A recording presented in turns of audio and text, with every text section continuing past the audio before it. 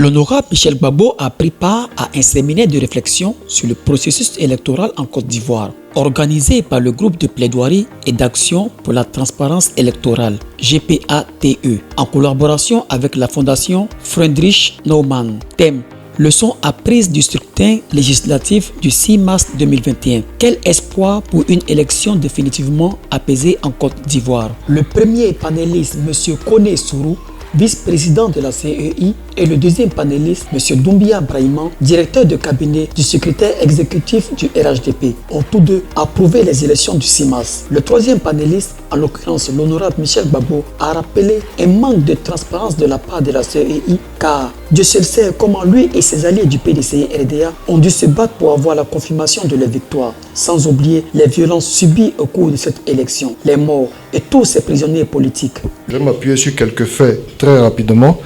À la date du 22 février 2022, pour nous avons actuellement, y compris avec le GPS, nous avons actuellement 147 personnes en détention pour des questions liées aux affaires politiques. Concernant 2011, il y en a encore 29, et ce ne sont pas des militaires seulement. Sur les 29, il y a 14 militaires et 15 civils, concernant les affaires de 2011. Donc la majorité pour les affaires de 2011, ce sont des civils. Quant aux autres, globalement, les 147, c'est 22 militaires et 125 civils.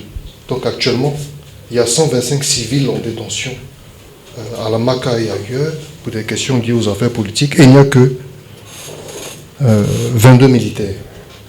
Concernant l'histoire du troisième mandat, il y a encore aujourd'hui 24 civils qui sont en détention et qui sont encore des prévenus, qui n'ont même pas encore été jugés ni condamnés. Alors, je vais maintenant revenir sur les questions qui nous intéressent, les élections, par rapport donc aux données qui m'ont été fournies. La question de la CEI pose question, dont les représentants même sont là, à un double titre. C'est la question de sa structuration, d'abord, et puis la question de son fonctionnement.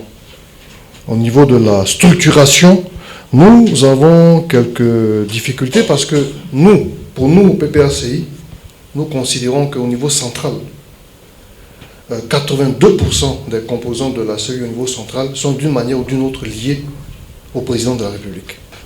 Je tenais quand même à le dire. Alors, concernant Yopougon, on a commencé déjà par avoir des inquiétudes concernant la question du recensement, le retrait de la carte des électeurs. Un seul lieu pour tout Yopougon. Moi, j'ai des sous-quartiers, comme Jesco, où il y a 300 000 habitants. Rien que pour ça. Un seul lieu. Avec des questions sur le choix même des personnes qui sont chargées de faire ce recensement, qui sont chargées de distribuer les cartes d'électeurs. On a vraiment beaucoup d'inquiétudes à ça. Des personnes qui viennent pointer, et puis qui ferment le bureau, et puis qui s'en vont. Des personnes qui sont là dans un lieu insalubre, avec des centaines de cartes qui traînent un peu partout, et qui ne peuvent même pas fouiller pour vous trouver vos cartes. Et que ça donne l'impression qu'il y a des clans. Pour certaines personnes, on trouve les cartes et pour d'autres, non. Mais quel est le sentiment de la population par rapport à ça? Oui, n'oublions pas ce que les amis disent, que quand il y a palable, c'est bien de donner conseil aux chats, mais il faut donner aussi conseil aux poissons fumés. C'est son odeur là qui fait que le chat est excité comme ça. Voilà. Il faut respecter les institutions. Mais ça, c'est pas une institution.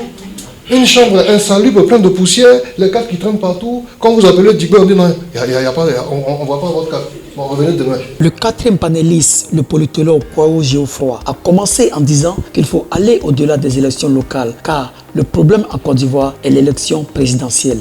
Est-ce que le problème, ce n'est pas l'élection présidentielle la mère des élections? C'est là qu'il faut s'interroger. Certes, on a eu une élection apaisée. Il faut peut-être voir aussi le contexte. Nous sortons d'un traumatisme électoral. Et 5 mois après, nous allons aux élections. Avec des opposants sous contrôle judiciaire. Nous ne pouvons pas qu'ils venaient tous de sortir de prison presque. Et ils étaient tous sous contrôle judiciaire. Des membres de la société civile toujours en prison. C'est dans ce contexte-là qu'on voit législatif.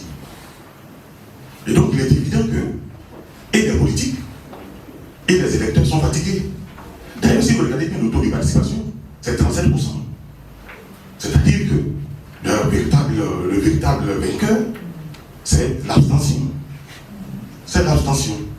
La présidente de l'organisation alternative citoyenne ivoirienne ACI, Mme Pulcherine Edith Balé, a interpellé la CEI sur le respect du code électoral. Il a dit aussi qu'il faut respecter les institutions. Je voudrais relever que c'est les institutions elles-mêmes qui ne se respectent pas. On ne va pas entrer dans tous les détails, mais rares sont les institutions en Côte d'Ivoire qui fonctionnent normalement. Depuis la police jusqu'à la présidence de la République, toutes les institutions ont un problème. Et nous, les citoyens, on n'a plus confiance aux institutions. Parce que les institutions elles-mêmes lèsent nos droits. Pour sa conclusion, l'honorable Michel Gbagbo a dit qu'au-delà de nos petites querelles internes, il faudrait que tous les Ivoiriens de tous bords politiques aient le sens de l'État et de la nation afin de s'unir contre un danger qui nous menace tous et contre qui nous devons faire front ensemble, main dans la main, le djihadisme.